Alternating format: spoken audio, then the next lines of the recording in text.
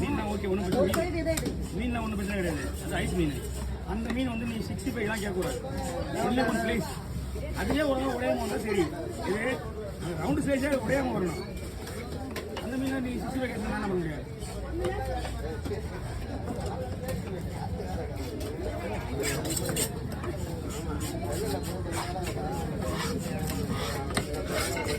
எவ்வளோ விட மாட்டேங்குது. எவ்வளோ ஆள் தெரியுமா? 20 கிலோ வஞ்சிட்டு அப்படியே அசல்ட்டாக இருப்பான். 3 கிலோ வஞ்சிட்டு சீராவா அவ்வளோ கஷ்டப்பட்டு